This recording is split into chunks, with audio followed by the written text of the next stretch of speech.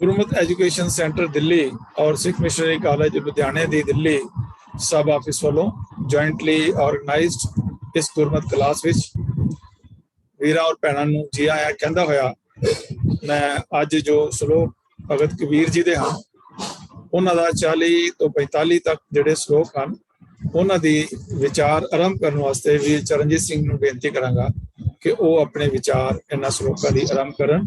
वीर चरणजीत सिंह जी। वाहिगुरू जी का खालसा वाहिगुरू जी की फतेह। वाहिगुरू साहिब जीओ, वाहिगुरू साहिब जीओ।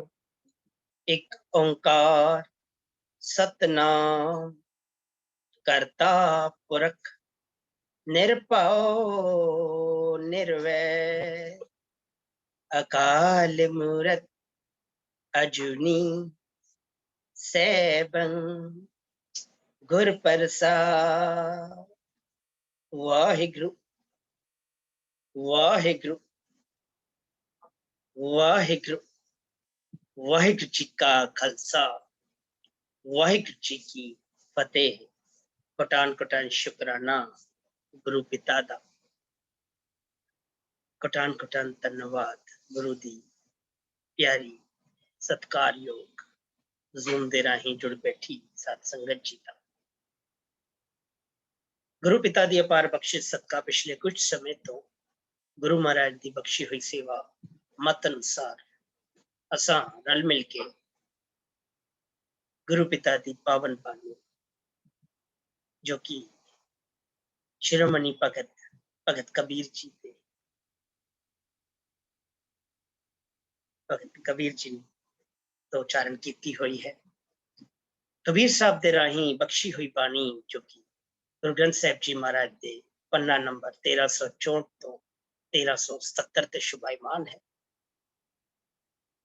बानी दे विचारां नाल जुड़दियां बानी दे दर्शन करदियां हुण तक असा एक तो 39 श्लोकां दे दर्शन किते। 39 श्लोकां दे दर्शन करदियां होया कबीर साहब दे राही गुरु पिता ने साडे ते बख्शिश की। कबीर साहब ने साडे ते बख्शिश की, सानू समझाया, सानू पहले ही जड़ा मनोरथ गुरु ग्रंथ साहिब जी बार बार सानू दृढ़ कराउंदे ने उस बारे चेते कराया, प्रेरणा बख्शी। कबीर मानस जन्म दुलंभ है कोई न पारै पार, ज्यो बन फल पाके पुए गिरै और न लागे डर। कबीर साहब ने बख्शिश की, पूरे मनुख मातर नू समझाया, उपदेश बख्शिया कि भाई जिवें ਜਿਹੜੇ पक्के हुए फल ने वो एक बार अपने डाल नू छड़ देन, डाल तो टुट पैन तो दोबारा डाल ते नहीं लाए जा सकते। उस तरह ही ये मानस जन्म है, मनुखा जन्म जिहड़ा एक मकसद लई मिलिया है ते जिहड़ा मनुखा जन्म है बार बार नहीं आउंदा। कई जन्म भुगत के कई जन्म तो होंदियां होया ते मनुखा जन्म मिलता है, और मिलता किस लई है? मानस जन्म दुलंभ है। क्यों दुलंभ है? ये जन्म मिलिया है प्रभु दी भक्ति लई, प्रभु दी बंदगी लई, प्रभु दे गुण धारण करन, जींदिया जी उस नाल मिलाप करन लई। उस नाल मिलाप जींदिया जी ही हो सकता है जे विकारा तो ते जित हासिल की जा सके। और जित किस तरह हासिल करनी है? विकारा नू किस तरह कंट्रोल विच लेके आना है? वो जुगत सानू गुरु ने बख्शी, वो जुगत सानू बार बार गुरु ने बख्शी, बार बार सानू समझाया, साडे ते बार बार बख्शिश की। पर मनुख बहुतांत तौर ते दुनियावी पदार्थां विच खचित है, दुनियावी पदार्थां दे भोगां नू सुख दा साधन समझ बैठता है, सब तो वड्डा सुख समझ बैठता है। फिर चाहे वो संसारक रुतबे हों, संसारक रिश्ते हों, संसारक पदार्थ हों, और उस सुख दुनियावी सुख के चक्कर विच ओ उस प्रभु नू विसार बैठता है जिस दियां दातां नू जफ्फे मार के वो बैठा है। उस दतार नू भुल बैठता है जिसकी बख्शिशां दे कारण उन्होंने सुख मिले ने। उस दतार ਨੂੰ ਭੁਲਾ ਕੇ ਬੈਠ ਜਾਂਦਾ ਹੈ ਤੇ ਆਪਣੇ ਜੀਵਨ ਨੂੰ ਖੁਆਰ ਕਰ ਬੈਠਦਾ ਹੈ। ਕਬੀਰ ਸਾਹਿਬ ਨੇ ਸਾਨੂੰ ਪਿੱਛੇ ਇਹ ਵੀ ਸਮਝਾਇਆ ਕਿ ਭਾਈ ਇਹ ਚਲਾਏਮਾਨ ਨੇ और कोई भी साथ निभन वाले नहीं, जिन्ने दुनियावी सुखा दे पिछे तेरी दौड़ भज लगी हुई है, नाल चलन वाले नहीं, ये सारे इत्थे ही रह जाने। बानी विच गुरु पिता ने समझाया कूड़ कूड़ है नेह लगा विसरिया करता इस नाल कीचे दोस्ती सब चुक चलन हार। कूड़ मिठा कूड़ मक्खियो कूड़ डोबे पूर्ण। रिजल्ट की है? रिजल्ट यही है कि फिर इस कूड़ दे पिछे इस टूट दे पिछे तुरदिया होया एक दिन जीवन ने खुआर हो जाना, असली मनोरथ तो कुराहे पै जाना। गुरु पिता ने सानू जुगत समझाई। कबीर साहब ने पिछले श्लोका विच साडे ते बख्शिश कीती, सानू जुगत समझाई कि किस तरह मनुख इस अमोलक जन्म नू सवार सकता है, किस तरह मनुख इस अमोलक जन्म दी बाजी जित सकता है। कबीर एतन जाएगा कवने मार्ग लाए, कै संगत कर साध की, कै संगत कर साध की, कै हर कै गुण गाए। ਉਹ ਗੁਰੂ ਦੀ ਸੰਗਤ, ਗੁਰੂ ਦੇ ਪਿਆਰਿਆਂ ਦੀ ਸੰਗਤ ਕਰਕੇ ਉਹਦੇ ਗੁਣਾਂ ਨਾਲ ਜੁੜਨਾ ਹੈ, ਉਹਦੀ ਬੰਦਗੀ ਕਰਨੀ ਹੈ, ਉਹਦੇ ਗੁਣਾਂ ਨੂੰ ਜੀਵਨ ਵਿੱਚ ਧਾਰਨ ਕਰਨਾ ਹੈ। ਸੰਗਤ ਕਿਸ ਦੀ ਤੇ ਸਾਧ ਦੀ ਪਰਿਭਾਸ਼ਾ ਕੀ ਹੈ? ਕਬੀਰ ਸਾਹਿਬ ਨੇ ਅੱਗੇ ਸਾਨੂੰ ਉਹ ਵੀ ਬਖਸ਼ਿਸ਼ ਕੀਤੀ। ਜਿਹੜਾ ਵਿਸ਼ਾ 13 ਨੰਬਰ ਸ਼ਲੋਕ ਤੋਂ ਚੱਲਿਆ ਉਸੇ ਉਹ ਵਿਸ਼ਾ 40 ਨੰਬਰ ਤੇ ਆ ਕੇ ਇੱਕ ਮਜ਼ਮੂਨ, ਇੱਕ ਪੜਾਅ ਕਬੀਰ ਸਾਹਿਬ ਨੇ ਸਾਡੇ ਅੱਗੇ ਰੱਖਿਆ, ਸਾਨੂੰ ਸਮਝਾਇਆ ਜੀਵਨ ਦੀ, जिस दुनिया पिछे असी दीन विसारने हैं, उस लिए कबीर साहब ने सानू बार बार सुचेत किया, प्रेरणा बख्शी, सानू दृढ़ कराया, सानू चेतावनी दी। कबीर साहब ने सानू समझाया, कबीर तास्यो प्रीत कर जाको ठाकुर राम। किदे नाल प्रीत करनी है? दोस्ती किदे नाल करनी है? किदी संगत करनी है? संगत ओदी करनी है जिसते मन बच कर्मा विच उस राम दा प्यार होए, उस रमे हुए राम दा प्यार होए। नहीं तो फिर वड्डे वड्डे पंडित ने, राजे ने, भूपति ने, भाव जमीना दे मालक ने, विद्वता दे मालक ने, बड़े बड़े लश्करां दे मालक ने, वो किसी काम दे नहीं, क्योंकि उन्होंने जीवन विच उस प्रभु दा प्यार नहीं। उन्होंने जीवन जेड़ा है ओदे प्यार ओदे गुना तो वांछा है। जिथे गुण नहीं उत्थे प्रभु नहीं, जिथे गुण नहीं उत्थे प्रभु नहीं, जिथे प्रभु है उत्थे गुण है। प्रभु दे दर्शन होने ही गुना दे राही ने, और असी बतात तौर ते अवगुणा दी गठड़ी बन के अपने जीवन में कुराहे पा के बैठे हुए। ते कबीर साहब ने सानू समझाया कि दुनियावी जमीना दे मालक, विद्वता दे मालक किसे कम दे नहीं, क्योंकि वो इस कूड़ विच फसे हुए ने, और कूड़ डुबे पूर, इसलिए वो डुबे ही समझो, वो डुबे ही समझो। सोना शरीर ते मान करीदा असी, सोना शरीर ते मान करते क्यों करना है? सोना शरीर आखिर एक दिन मिट्टी विच मिल जाना है। पिछे गल हुई सी, महल माड़ियां छड़ने पै जा सकते, एक दिन जाने ही जाने, नाल की साथ किसी ने नहीं निभना। धन पदार्थ कदों किस खिन साडे तो दूर हो जाए सानू नहीं पता। एक खिन नहीं लगता दूर होंदियां होया, फिर किस नाल प्यार करना है? क्यों इहदे पिछे दीन विसारिया जाए?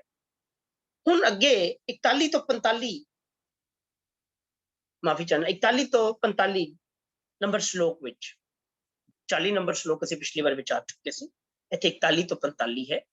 41 तो 45 श्लोकां विच कबीर साहब बख्शिश करते ने, फिर तो चेता कराउंदे ने, फिर दृढ़ कराउंदे ने कि सिर्फ ये मनुखा जन्म ही, ये अमोलक जन्म ही, ये दुलभ जन्म ही मानस जन्म दुलंभ है। जिहड़ी गल उत्थे होई, ये अमोलक जन्म ही हर नाम दे सिमरन दा वेला है। ये वो वेला है जिस राही असी उस प्रभु दे नाल इकमिक हो सकते हैं, उहदे नाल अपना मिलाप कर सकने हैं। पर विकारा तो बच्चियां ही ये कमाई हो सकती है। जब तक विकार अंदर भरे ने, अवगुणा दी गठरी असी भर के बैठे हाँ, गुण अंदर, गुणा दे दर्शन नहीं हो सकते, और गुणा दा रस्ता ही प्रभु नाल मिलाप दा रस्ता है। जिथे सिमरन नहीं, जिथे बंदगी नहीं, जिथे प्रभु दे गुण नहीं, उत्थे विकार ਭਾਰੂ ਹੋ ਜਾਂਦੇ ਨੇ, ਉੱਥੇ ਵਿਕਾਰ ਵਾਸ਼ਨਾਵਾਂ ਭਾਰੂ ਹੋ ਜਾਂਦੀਆਂ ਨੇ। ਦਰਸ਼ਨ ਕਰਨੇ ਆ ਬਾਣੀ ਦੇ, ਪਹਿਲੇ 5 ਸ਼ਲੋਕਾਂ ਦੇ ਦਰਸ਼ਨ ਕਰਦੇ ਆ, ਫਿਰ ਉਸ ਤੋਂ ਬਾਅਦ ਇੱਕ ਇੱਕ ਕਰਕੇ ਵਿਚਾਰਨ ਦਾ ਯਤਨ ਕਰਾਂਗੇ।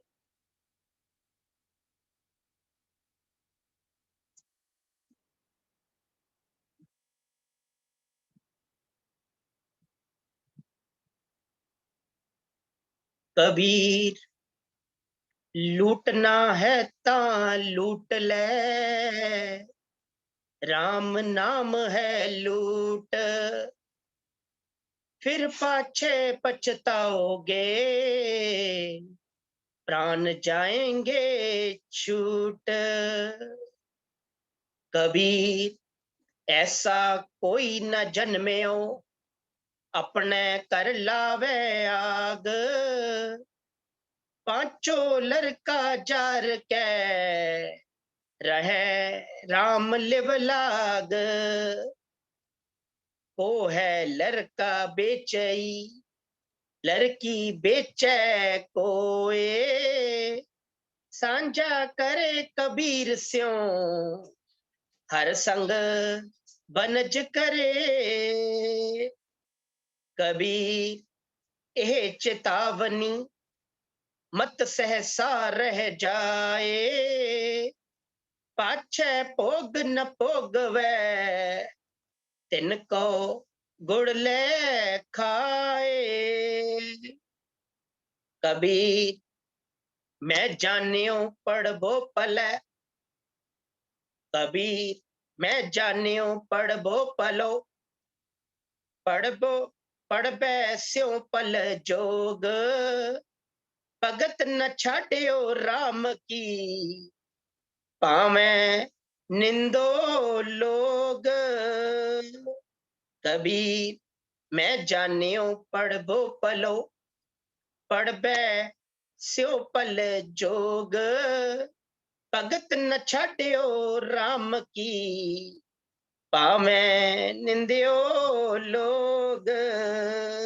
वाहिगुरू जीओ, वाहिगुरू साहिब जीओ। पहला श्लोक 41 नंबर श्लोक। कबीर लूटना है तो लूट ले, राम नाम है लूट, फिर पाछे पछताओगे, प्राण जाएंगे छूट।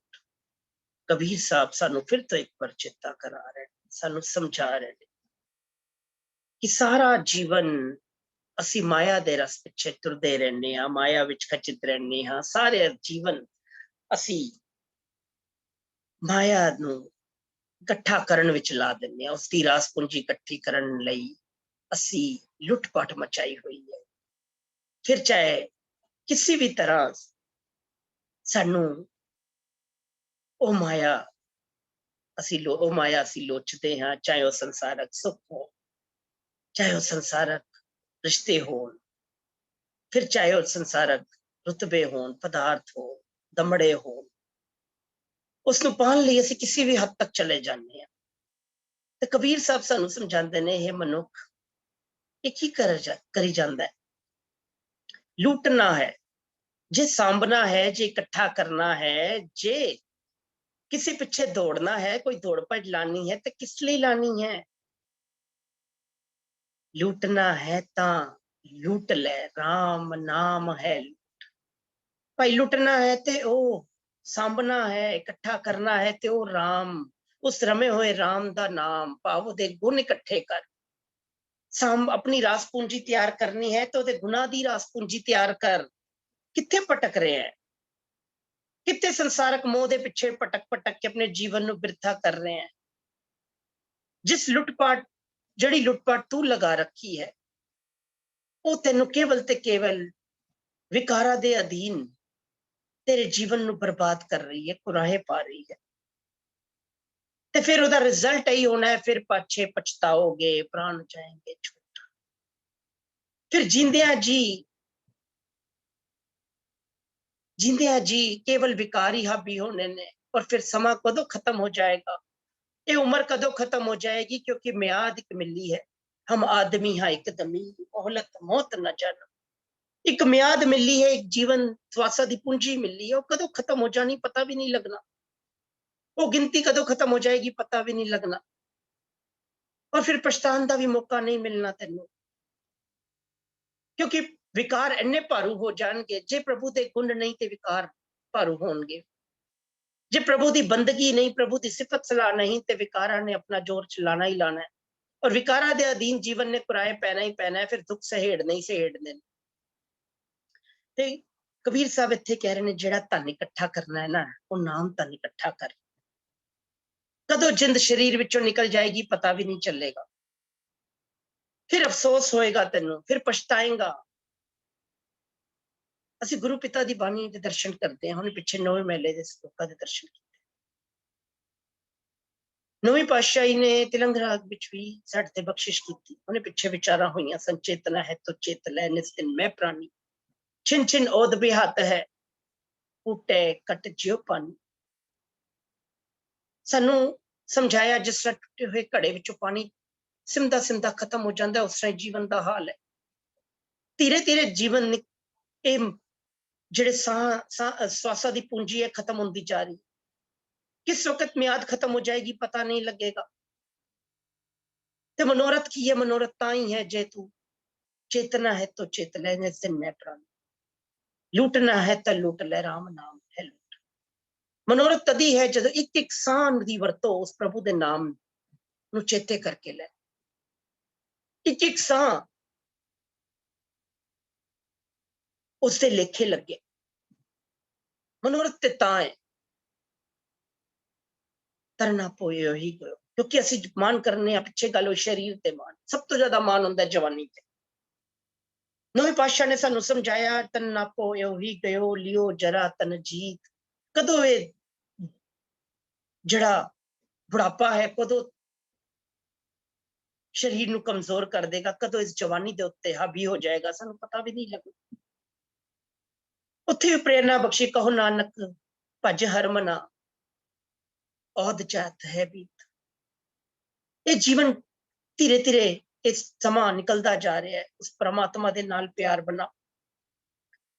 मनुख दुनियावी माल तन दी लुट पाके भंडार भरन दे विच शेर होया पिया, हर वक्त दुनियावी पदार्थां दे पिछे, दुनियावी खिच दे पिछे लगा, कूड़ दे पिछे लगा होया, भुलिया बैठा है उस दतार नू, अवगुणा दी गठरी चुकन नू हर वेले तैयार बैठा है, हर वेले शरीर जीवन ते भार वधाई जा रहा, वधाई जा रहा। पिछे गल आई सी ना, जेडे हल्के ने वही तार, वही उन्हां दा ही पार उतारा होना है। जिथे अवगुणा की गठरी भरी जा रही है, उत्थे किथे पार उतारा होना, तो फिर जन्म मरण के गेड़ में जाना है, फिर दो चक वो नरक ही भोगने ने, वो दुखी से हेड़ने ने।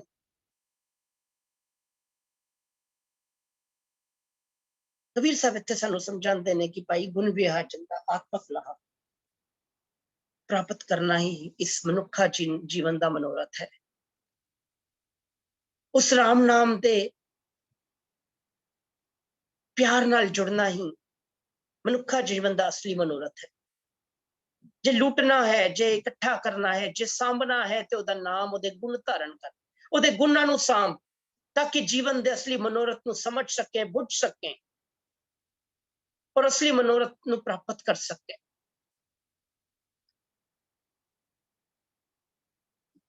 बाणी च गुरु साहब कहंदे ना, जागत सोया जन्म गवाया, मल माल धन चोरिया भया पराया। कि जागदे होया भी शरीरक तौर ते असीं जागदे पए आ, पर अंदरों सुत्ते होए आ, आत्मक तौर ते मरे हुए हैं, क्योंकि असीं माया दे मोह विच फसे हुए हैं। फिर हो की रहा रिजल्ट है, जन्म गवाया। मानस जन्म दुलंब है, नाम बिना बिरथा सब जाए। फिर जन्म गवा बैठने आ, माल तन जोरिया, सारी जिंदगी जोड़ते रहे जोड़ते रहे जोड़ते रहे, सारी जिंदगी इकट्ठे करते रहे, होया कि भया पराया। एक दिन जो समा आ गया तो फिर पराया हो गया। अपने पल्ले की पिया, खाली हथ आए पिछे नंगे आवे नंगे जाए, फिर खाली हथ गए। कबीर साहब ने बाणी विच सानू होर बचना राही, कनिका बचना राही, गुरु साहब ने, कबीर साहब ने सानू बार बार समझाया, कसम विसार माटी संग उस प्रभु ਨੂੰ ਵਿਸਾਰ ਕੇ ਤੇ ਮਾਟੀ ਵਿੱਚ ਹੀ ਰੁਲਣਾ। ਫਿਰ ਉਹ ਜਨਮ ਮਰਨ ਦੇ ਗੇੜ ਵਿੱਚ ਆਣਾ, ਦੁੱਖ ਸਹੇੜਨੇ ਨੇ। ਤੇ ਕਬੀਰ ਸਾਹਿਬ ਪਹਿਲੇ 41 ਨੰਬਰ ਸ਼ਲੋਕ ਦੇ ਰਾਹੀਂ ਸਾਡੇ ਤੇ ਬਖਸ਼ਿਸ਼ ਕਰਦੇ ਨੇ, ਕਬੀਰ ਲੂਟਣਾ ਹੈ ਤੇ ਲੂਟ ਲੈ, ਰਾਮ ਨਾਮ ਹੈ ਲੂਟ, ਫਿਰ ਪਾਛੇ ਪਛਤਾਓਗੇ, ਪ੍ਰਾਣ ਜਾਏਂਗੇ ਛੂਟ। ਇੱਥੇ ਕਬੀਰ ਸਾਹਿਬ ਸਾਨੂੰ ਉਦਮ ਕਰ ਹਰ ਜਾਪਨਾ ਵਡਭਾਗੀ ਤਨ ਖਾਟ ਵਾਲੀ ਗੱਲ ਸਮਝਾਉਂਦੇ ਨੇ। ਸਾਨੂੰ ਸਮਝਾਉਂਦੇ ਨੇ ਕਿ ਉਦਮ ਕਰਦਿਆਂ ਹੋਇਆ ਜੀਵਨ ਚਲਾਣਾ ਹੈ। ਸਾਨੂੰ ਸਮਝਾਉਂਦੇ ਨੇ ਕਿ ਅਸਲੀ ਉਦਮ, ਸਾਨੂੰ ਸਮਝਾਉਂਦੇ ਨੇ ਉਹ ਹਰੀ ਦਾ ਨਾਮ, ਹਰੀ ਦੀ ਬੰਦਗੀ ਹੀ ਸਭ ਤੋਂ ਵੱਡਾ ਉਦਮ ਹੈ।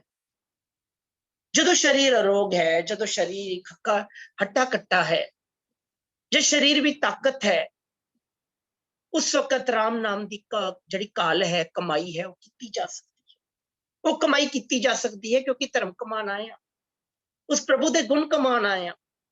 ਬੁਢੇਪਾ ਆ ਗਿਆ ਤੇ ਫਿਰ ਅੰਦਰ ਤਾਕਤ ਨਹੀਂ ਰਹਿਣੀ, ਫਿਰ ਉਹ ਸਮਾਂ ਨਹੀਂ ਰਹਿਣਾ, ਰੋਗ ਨੇ ਗ੍ਰਸਿਆ, ਰੋਗ ਨਾਲ ਸਰੀਰ ਨੇ ਗ੍ਰਸਿਆ ਜਾਣਾ। ਫਿਰ ਇਹ ਲੁੱਟ, ਇਹ ਜਿਹੜੀ ਰਾਸ ਪੂੰਜੀ ਇਕੱਠੀ ਕਰਨੀ, ਉਹ ਸਮਾਂ ਨਹੀਂ ਮਿਲੇਗਾ। ਤੇ ਕਬੀਰ ਸਾਹਿਬ ਸਾਡੇ ਤੇ ਬਖਸ਼ਦੀਆਂ ਨੇ। ਤਦੀ ਗੁਰੂ ਮਹਾਰਾਜ ਕਹਿੰਦੇ ਨੇ ਚੌਥੇ ਪਾਤਸ਼ਾਹ ਹਰ ਜਪੰਦਿਆਂ ਖਿੰਨ ਢਿੱਲ ਨਾ ਕੀ ਜਈ ਮੇਰੀ ਜਿੰਦੜੀ, ਮਤ ਕੇ ਜਾਪੇ ਸਾ ਆਵੇ ਕਿ ਨਾ ਆਵੇ ਰਾਮ। ਅਗਲਾ ਸਾਹ ਦਾ ਪਤਾ ਹੈ, ਇੱਕ ਖਿੰਨ ਵੀ ਢਿੱਲ ਨਹੀਂ ਕਰਨੀ ਚਾਹੀਦੀ। ਸਾ ਵੇਲਾ ਸੋ ਮੂਰਤ, ਸਾ ਕੜੀ ਸੋ ਮੋਹਤ, ਸਫਲ ਹੈ ਮੇਰੀ ਜਿੰਦੜੀ। ਕੋਈ ਵੀ ਵੇਲਾ ਹੋਏ, ਵੇਲੇ ਨਹੀਂ ਵਿਚਾਰਦੇ, ਕੋਈ ਵੀ ਵੇਲਾ ਹੋਏ, 8 ਪਹਿਰ ਗੁਣ ਗਾਏ, ਜਿਤ ਹਰ ਮੇਰਾ ਜਿਤ ਆਵੇ ਰਾਮ। ਕਬੀਰ ਸਾਹਿਬ ਅੱਗੇ ਸਾਨੂੰ ਤੇ ਬਖਸ਼ਿਸ਼ ਕਰਨਗੇ, ਸ਼ਲੋਕਾਂ ਵਿੱਚ ਹੀ ਸਾਨੂੰ ਸਮਝਾਣਗੇ। ਕਬੀਰ ਇੱਕ ਘੜੀ ਆਦੀ ਹੁੰਦੇ ਆਦ, ਚਾਹੇ ਅੱਧੀ 1/4 ਘੜੀ ਵੀ ਲਗਾਏ ਨਾ, ਭਗਤਨ ਸੇਤੀ ਗੋਸ਼ਟ ਹੈ। ਜੇ ਵਿਚਾਰਾਂ ਵਿੱਚ ਉਸ ਪ੍ਰਭੂ ਦੀ ਬੰਦਗੀ ਵਿੱਚ ਇੱਕ ਅੱਧੀ ਘੜੀ ਵੀ ਮਿਲ ਜਾਏ, 1/4 ਘੜੀ ਵੀ ਮਿਲ ਜਾਏ, ਤਾਂ ਉਹ ਵੀ ਸੁਲੱਖਣੀ ਹੈ, ਉਹ ਵੀ ਸੁਲੱਖਣੀ ਹੈ, ਉਹ ਵੀ ਲਾਭਦਾਇਕ ਹੈ। ਕਬੀਰ ਸਾਹਿਬ ਸਾਨੂੰ ਬਾਰ-ਬਾਰ ਬਖਸ਼ਿਸ਼ ਕਰ ਰਹੇ ਨੇ, ਗੁਰੂ ਮਹਾਰਾਜ ਸਾਨੂੰ ਬਾਰ-ਬਾਰ ਬਖਸ਼ਿਸ਼ ਕਰ ਰਹੇ ਨੇ, ਸਾਨੂੰ ਸਮਝਾ ਰਹੇ ਨੇ, ਬਾਰ-ਬਾਰ ਬਖਸ਼ਿਸ਼ ਕਰਦਿਆਂ ਹੋਇਆ ਸਾਨੂੰ ਸਮਝਾ ਰਹੇ ਨੇ, ਮਨੁੱਖ ਸਮੇਂ ਨੂੰ ਨਾ ਵਿਗਾੜ, ਸਮੇਂ ਨੂੰ ਸਮੇਂ ਦੀ ਸੰਭਾਲ ਕਰਨੀ ਹੈ। ਸਾ ਵੇਲਾ ਸੋ ਮੂਰਤ, ਸਾ ਕੜੀ ਸੋ ਮੋਹਤ, ਸਫਲ ਹੈ ਮੇਰੀ ਜਿੰਦੜੀ, ਜਿਤ ਹਰ ਮੇਰਾ ਚਿਤ ਆਵੇ ਰਾਮ। ਜਿਹੜਾ ਸਮਾਂ ਉਸ ਪ੍ਰਭੂ ਨਾਲ ਇਕਮਿਕ ਹੋ ਜਾਓ, ਜਿਹੜਾ ਸਮਾਂ ਉਸ ਪ੍ਰਭੂ ਨਾਲ ਲਿਵ ਲੱਗ ਜਾਓ, ਉਹਦੇ ਰੰਗ ਵਿੱਚ ਰੰਗਿਆ ਜਾਏ, ਸਮਝੋ ਉਹੀ ਸਮਾਂ ਸਫਲ ਹੈ। ਬਾਕੀ ਸਭ ਵਿਅਰਥ ਹੈ, ਸਭ ਵਿਅਰਥ ਹੈ। ਇੱਕ ਘੜੀ ਨਾ ਮਿਲਤੇ ਤਾਂ ਕਲਯੁਗ ਹੋਤਾ। ਉਹ ਸਮਾਂ ਹੀ ਹੈ ਜਿਹੜਾ ਉਸ ਪ੍ਰਭੂ ਨਾਲ ਮਿਲਾਪ ਹੋ ਜਾਏ, ਉਸ ਪ੍ਰਭੂ ਨਾਲ ਲਿਵ ਲੱਗ ਜਾਏ। ਗੱਲ ਸ਼ੁਰੂ ਹੀ ਅੱਜ ਦੀ ਇੱਥੋਂ ਹੁੰਦੀ ਹੈ, ਜਿੱਥੇ ਗੱਲ ਗੁਰੂ ਕਬੀਰ ਸਾਹਿਬ ਸਾਨੂੰ ਪ੍ਰੇਰਨਾ ਬਖਸ਼ ਰਹੇ ਨੇ ਕਿ ਜਿਹੜੀ ਅਸਲੀ ਰਾਸ ਪੂੰਜੀ ਹੈ, ਉਹ ਪ੍ਰਭੂ ਦਾ ਨਾਮ ਹੈ, ਪ੍ਰਭੂ ਦਾ ਪਿਆਰ ਹੈ।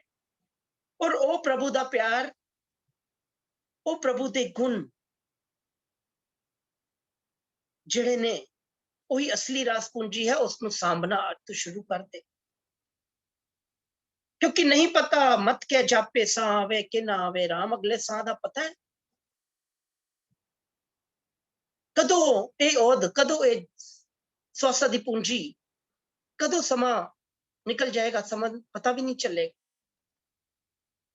ਅੱਗੇ ਕਬੀਰ ਸਾਹਿਬ ਸਾਡੇ ਤੇ ਬਖਸ਼ਿਸ਼ ਕਰਦੇ ਨੇ, ਅਗਲੇ ਸ਼ਲੋਕ ਵਿੱਚ ਸਾਡੇ ਤੇ ਬਖਸ਼ਿਸ਼ ਕਰਦੇ ਨੇ।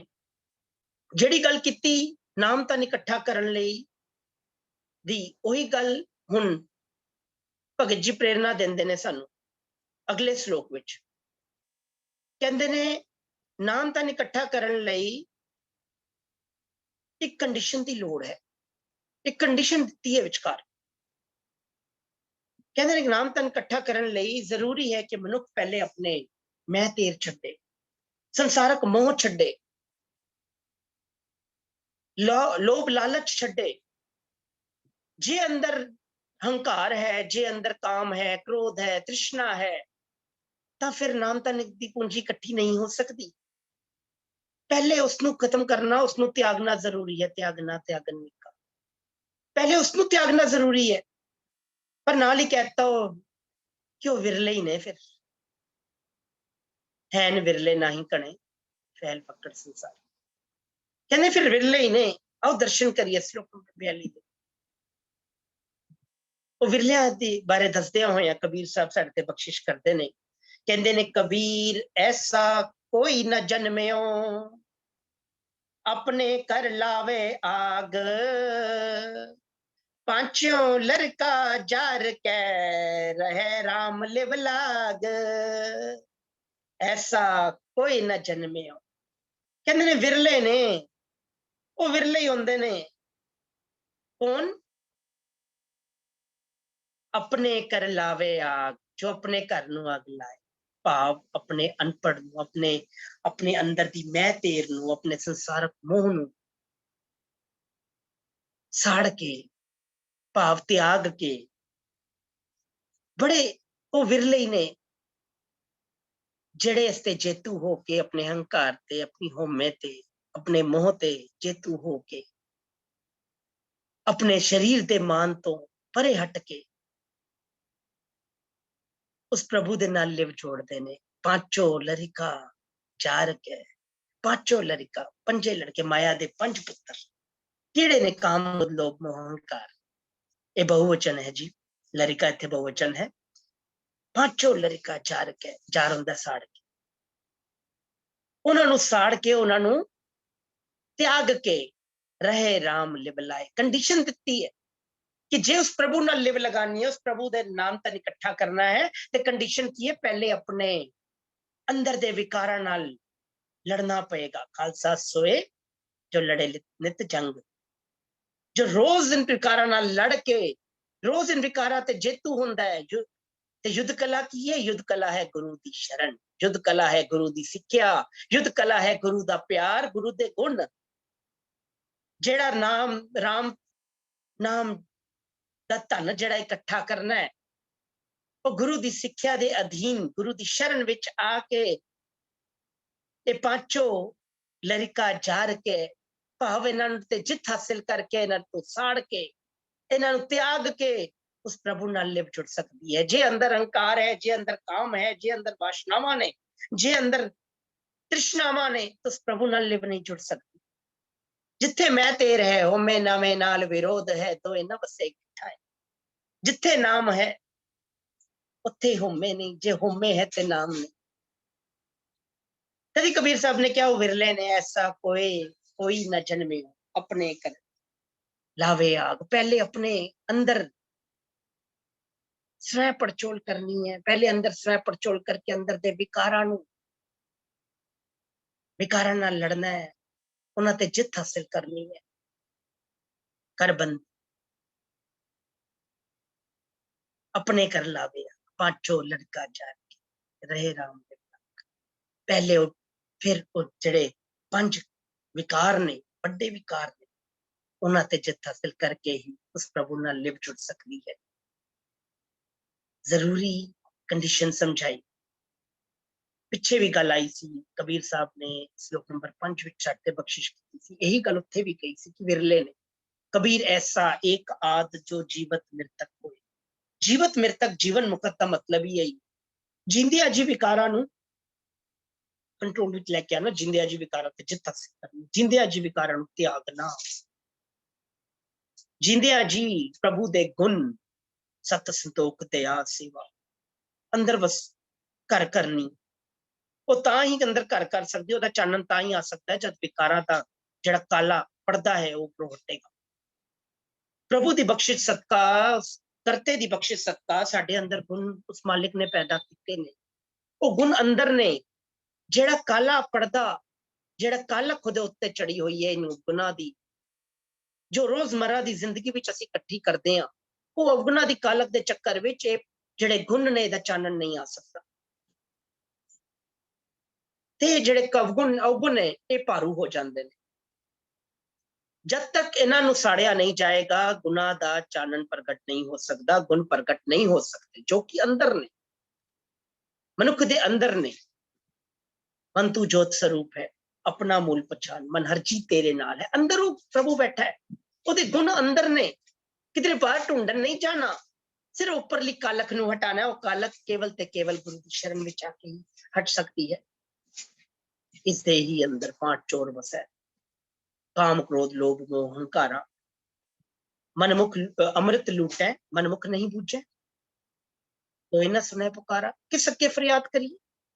जब तक गुरु दी शरण विच आके ज्ञान की प्राप्ति नहीं करांगे, जब तक गुरु की सिक्ख्या की प्राप्ति नहीं होएगी, इस संसारक मोह, इस होमे तो छुटकारा पाना मुश्किल है।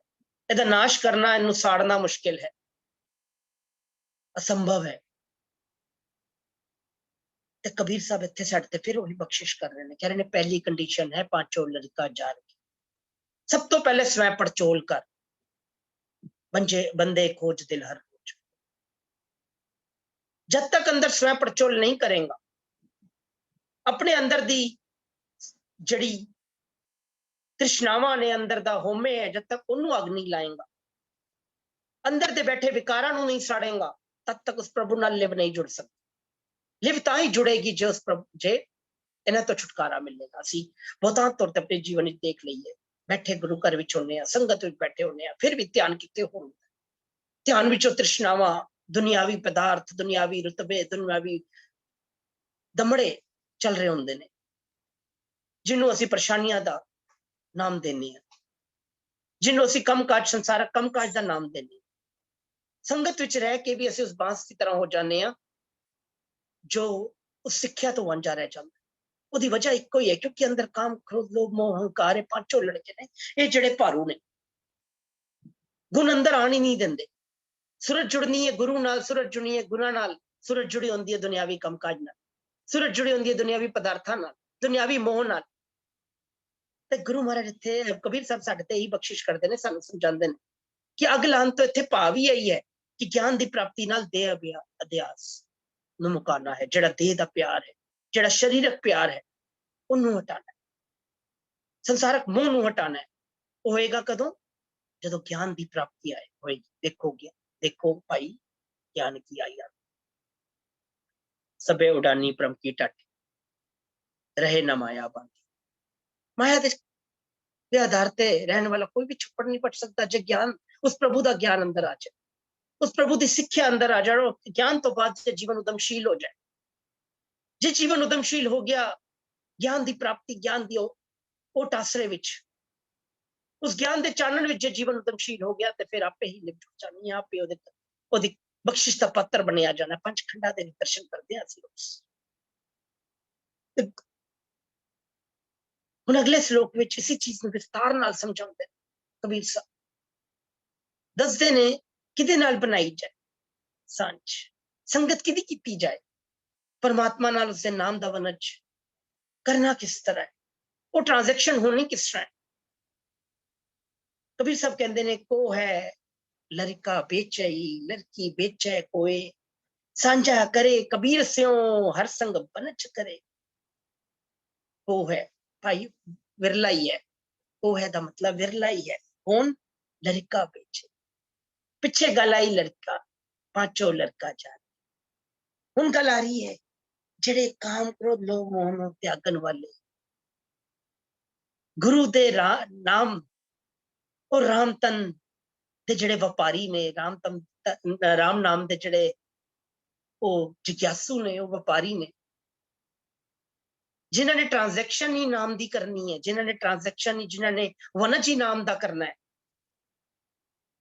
कबीर साहब इत्थे समझा रहे ने, को है लड़का बेचे, लड़की बेचे कोई। पहली कंडीशन जेड़ी है पांचों लड़के जार की, कि वो विरले ही ने जेड़े इस ट्रांजैक्शन नूं समझदे ने। उन्होंने पता कीमत की है, कीमत है लड़का बेचे, लड़की बेचे कोई। कीमत है जेड़े पंच विकार ने, काम क्रोध लोभ मोह अहंकार, ते जेड़ी अगे उन्हां दी ब्रांचेस ने, जेड़ी माया दी धीआं ने, भाव आशा तृष्णा ईर्खा। एक सवान दो सवान लाल पढ़िया सी ना, ये जो ओदी ब्रांचेस ने, ये जो ओदी ब्रांचेस ने, आशा तृष्णा ईर्खा, जब तक इन्हां नूं नहीं त्याग्या